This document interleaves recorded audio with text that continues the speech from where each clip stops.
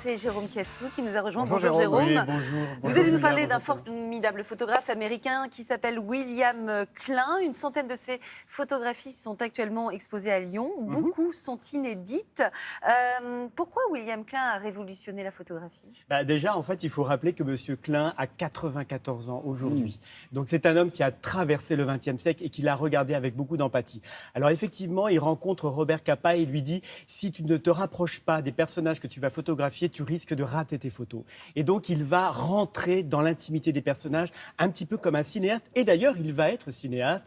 Donc, il va regarder parce qu'il met le flou, comme au cinéma, en tête de gondole de sa photographie. Il décadre, il rentre dans l'intimité des personnages. Et donc, d'un seul coup, les gens sont sublimés par cette approche extrêmement sensible de la photographie. Et c'est vrai. Il bouscule par rapport à ce qui se faisait avant, en fait. Absolument. Et donc, il va être vraiment à la tête de ce que Robert Capa, d'ailleurs, avec l'agence Magnum, va faire. Et donc, il est dans cette lignée de photographes qui vont vraiment être très, très proches des individus. Alors, il faut remercier la galerie Le Réverbère de Lyon parce qu'ils ont pu un peu plonger les mains dans les coffres-forts de William Klein pour montrer les plus belles pépites de cet artiste qui est aussi peintre. C'est lui là qu'on voit sur la photo? Oui, c'est lui, voilà, oui. Beaucoup de photos en noir et blanc. Beaucoup de photos en noir et blanc, effectivement, exclusivement. Il repeint aussi sur les négatifs, donc il donne une dimension extrêmement picturale à sa photographie.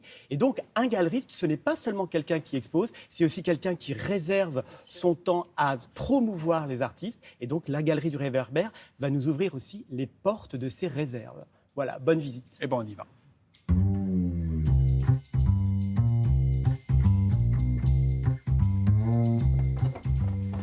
Alors c'est là que vous stockez 40 ans de photographies dans la galerie ?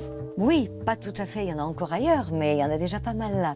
Donc les photographes sont ravis d'avoir un endroit où leurs œuvres sont à l'abri. William Klein est le photographe avec fidélité que vous suivez, que vous accompagnez depuis très longtemps. Ben oui, il y a 30 ans, on lui a fait la proposition. Il m'a demandé « mais pourquoi vous voulez m'exposer ?» On lui a dit « parce que vous êtes le père de la photographie contemporaine ». Finalement, qu'est-ce que vous retenez de lui, ici, dans ses réserves ? Il est très grand, il aurait eu quelques peines à y rentrer, vu sa stature, son physique, sa présence. Moi, ce qui me frappe chez Klein, c'est son énergie. Il bouge, il va vite. Il y a une anecdote incroyable à la galerie, de la première expo qu'on a faite il y a 30 ans. Il n'avait pas son appareil.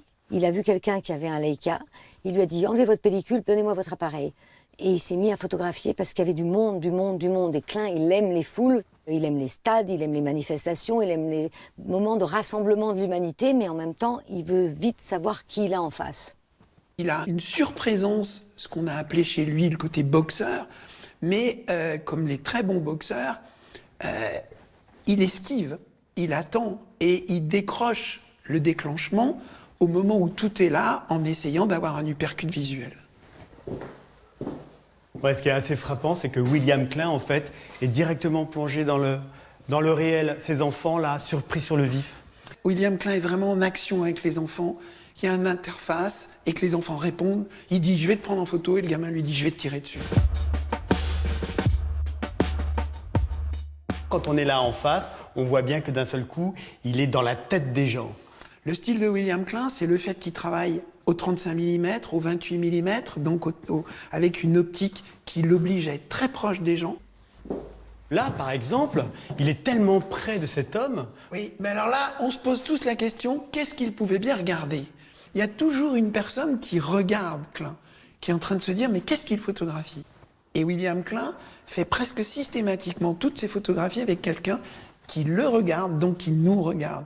Et c'est encore un moyen de nous faire rentrer dans son process et de nous dire « je suis bien là, ce que je vous montre, je le vois, mais ça existe parce que je le regarde ».